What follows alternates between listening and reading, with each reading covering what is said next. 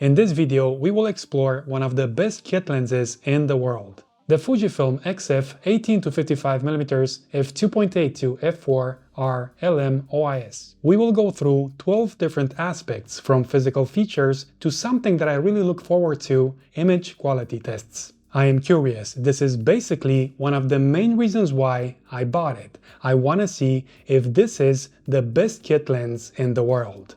Let's begin.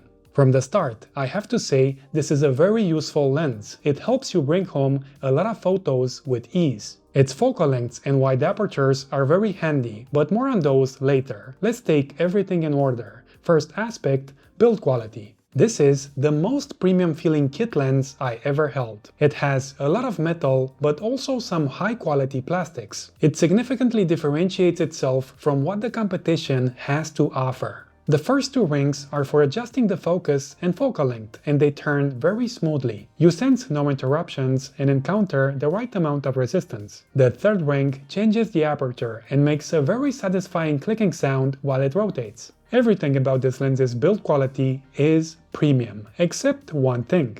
On the back, next to the metal mount, we don't see a weather sealing gasket. I was quite surprised this lens is not weather sealed, but at least it looks great and handles well. The Fuji XF 18-55mm was designed to work on Fujifilm's mirrorless cameras that have an APS-C sensor, like my Fujifilm X-H1. It was not designed for full-frame cameras, but good news, with the right adapter, this lens can also work on Nikon's mirrorless APS-C sensor cameras. Let's see the focal length. 18-55mm comes with a lot of flexibility. The full-frame equivalent of this lens goes from 27 to 82mm. A lot of people don't realize how versatile this lens is. You really get a lot of flexibility. Thanks to this kit lens, we get access to fairly wide angles, but also short telephoto perspectives. I took it on vacation and didn't feel the need for a different lens. Size and weight. When you mount it on a camera, it will make that camera longer by 7 cm. It's as big as most DSLR kit lenses, quite a nice size for a fast zoom lens. It offers great control and it's quite light, weighing just 310 grams.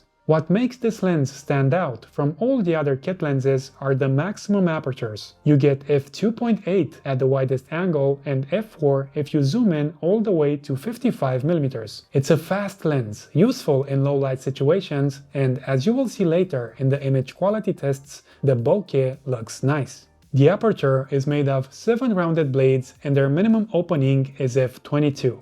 Regarding focusing, this is a good performer. I can't tell if this lens is good for sports shooting because I own a Fujifilm X-H1, a camera that is notorious for having poor focusing capabilities. So if there are any flaws, I can't blame the lens. From what I saw, the 18-55mm is a good performer. On top of that, the front element doesn't rotate while it's trying to get your subject all sharpened up, so you can comfortably use filters. It also focuses in complete silence, good for video shooters.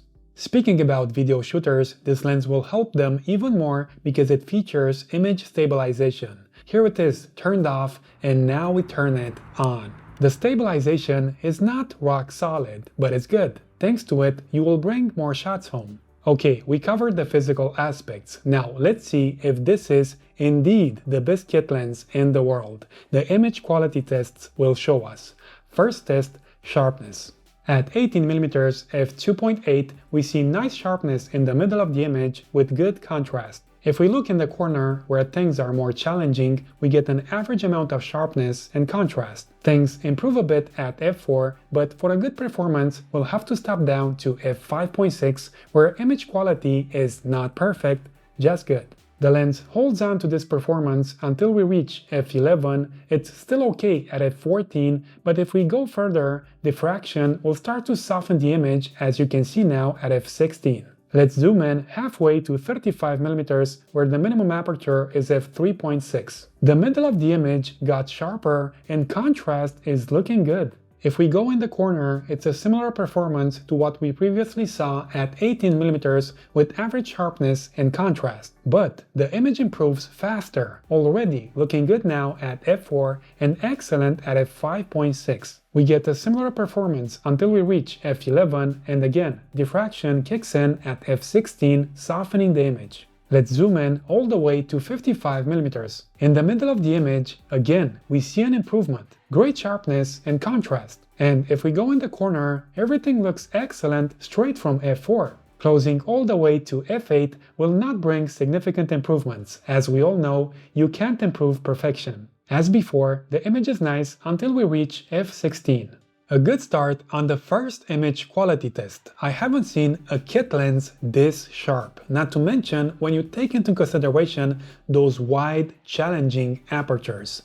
Let's see the second test, distortion and vignetting. Fujifilm doesn't allow turning off the in-camera lens corrections, so with the corrections on, we see a slight barrel distortion at 18mm, almost perfect straight lines at 35, and same thing at 55. But in reality, with what I saw on the internet, this is how distortion actually looks without corrections. Quite a strong barrel distortion at 18mm, straight lines at 35mm, and moderate pincushion distortion at 55. An average kit lens behavior on distortions. Vignetting though is well kept under control, with a good performance, especially if we close the aperture by 2 stops. Close-up image quality. We are now zoomed in all the way and at 30 cm away from the subject, the minimum focusing distance. At f4, we see low contrast levels, not such a good performance. At f5.6, we get an improvement, but if we want to see excellent performances in close-ups,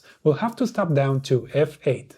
When the midday sun rays are directly hitting the glass, the lens doesn't perform too well. We see quite strong flaring and contrast levels are barely kept under control. But when the light is not that harsh, the lens shows a decent performance, maintaining good contrast levels. So I would say this lens's performance against bright lights is on the good side of average. Final test, bokeh. Having those wide apertures, expectations are high, but here, Fuji's kit lens doesn't disappoint. Even at normal distances and at the 18mm focal length, the lens shows a nice subject separation. If we keep the same distance and zoom in all the way, we get a nice blurry background, and if we get closer, the background is almost obliterated. Nice. I tried the same formula again just to be sure that I'm seeing right. 18mm, normal distance. Here's what happens if we zoom in while keeping the same distance, and now we get closer. This kit lens is a champion when it comes to bokeh. Portrait shooters and videographers will love it. They'll bring home a lot of nice moments. I will show you more photos at the end of this clip, but now let's reach a conclusion. Is this the best kit lens that we can find on an APS-C sensor camera?